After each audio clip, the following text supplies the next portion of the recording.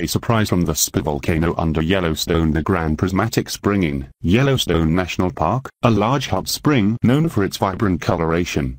Beneath the park is a powerful volcano which drives the spring and the geological activity.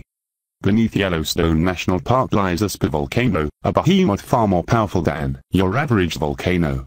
It has the ability to expel more than 1,000 cubic kilometers of rock and ash at once, minus 250,000 times more material than erupted from Mount St. Helens in 1980, which killed 57 people.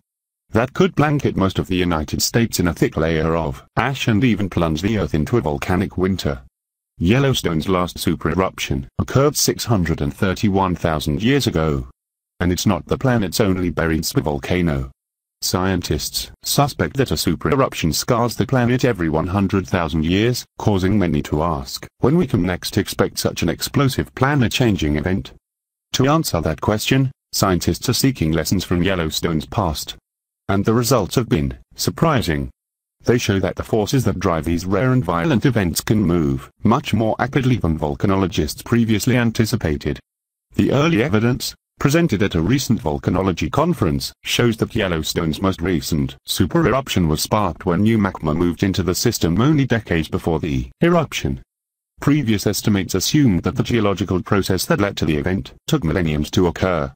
To reach that conclusion, Hannah Shamler, a graduate student at Arizona State University, and her colleagues spent weeks at Yellowstone's Lava Creek Tuff, a fossilized ash deposit from its last supereruption. There, they hauled rocks under the heat of the sun to gather samples, occasionally suspending their work when a bison or a bear roamed nearby.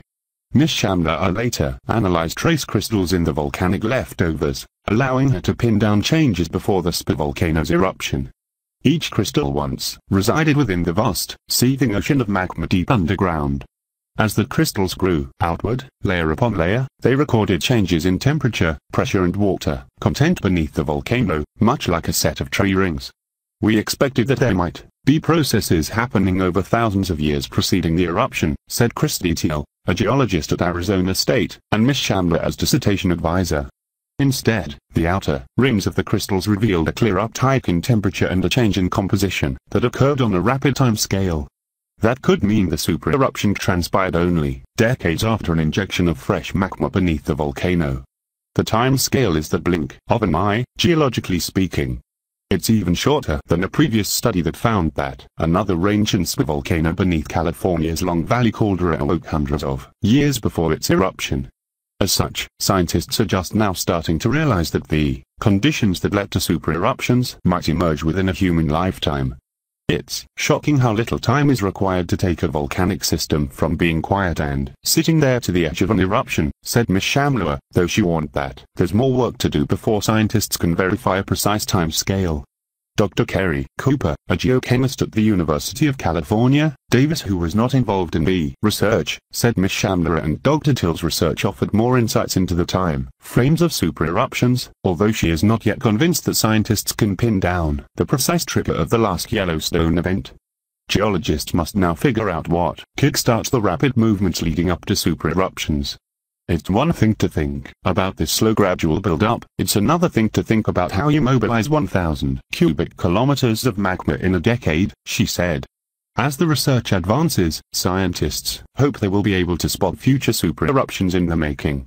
The odds of Yellowstone or any other volcano erupting anytime soon are small. But understanding the largest eruptions can only help scientists better understand, and therefore forecast, the entire spectrum of volcanic eruptions, something that Dr. Cooper thinks will be possible in a matter of decades.